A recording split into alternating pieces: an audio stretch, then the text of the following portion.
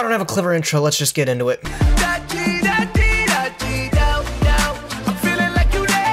What's up, my Nimrods? It's Gage coming back at you guys again with another dose of that fresh, never frozen Yu-Gi-Oh content. I am 1 billion quintillion % thankful that you guys would spend just a couple of minutes here with me today to talk about a children's card game we both mutually enjoy so fucking much. So with the new ban list finally in effect, happy new format day out there. If you played a regional this weekend and got the ham bone from Pendulum, sorry. Since the new format is now in effect for players, I thought I'd take the opportunity to pick out some cards that I really think are going to make a change moving forward into the game. I touched on it briefly in my ban list review video.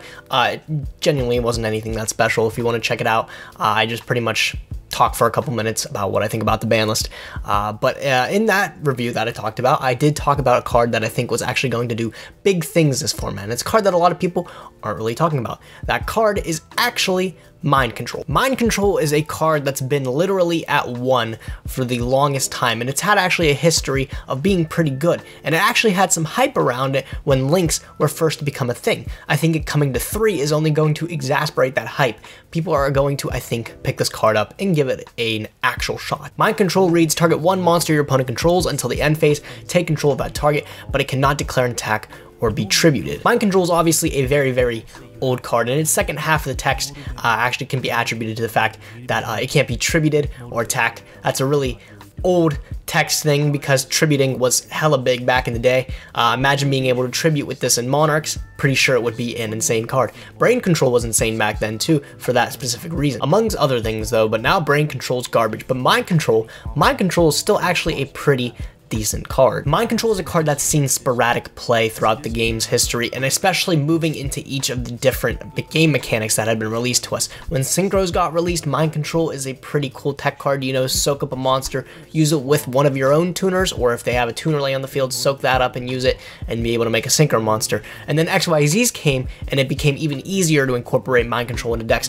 especially formats that were mostly predominantly just rank 4 ridden, like maybe Gear format was a good time to test the waters with Mind Control. And then we move into Link era, and there was a lot of hype, a lot of people talking about, hey, maybe Mind Control's gonna be that hot shit because we can soak up a Link monster in their Link zone and then be able to use those Link zones on it. But also, we're able to use that monster we took to make our own Link monster. Mind Control obviously has a lot of things going for it right now, but I think the real question that people want to know is, will it actually see play? I'm personally leaning on the ropes that I hope Mind Control actually does do something. I think this card's going to be very powerful at 3. I think it's way better than it was in any of the other game mechanics. It was pretty okay in XYZs when you're able to soak up, of course, another level 4 if you're playing the mirror match. Well, not mirror match really, just another deck that plays level 4. Being able to soak that up and slap it under an XYZ, pretty good. I only think it gets better with links because the links aren't determined on the level that you have to use, and also you can steal other opponents' link monsters.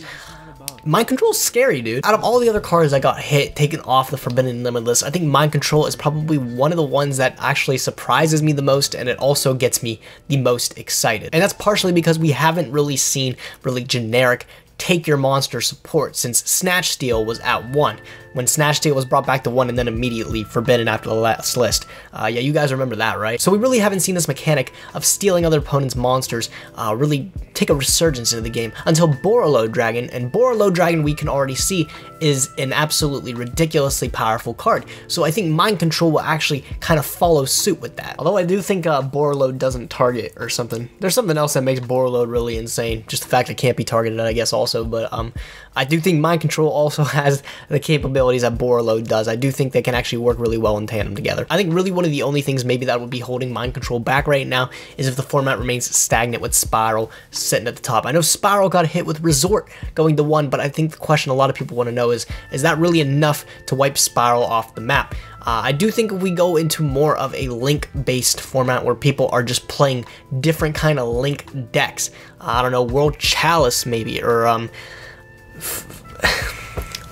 I don't fucking know, dude, what? Other decks that really just focus around pumping out a huge board of link monsters, where Mind Control would be good in the sense where it would get you that kickstart you need for your turn. Maybe get you an additional monster to open up some zones, get you, again, another monster that you're able to use for your own link monsters. You can steal a link 2 or a link 3. If you steal a link 2, it becomes good because you're able to make a link 4 a lot easier.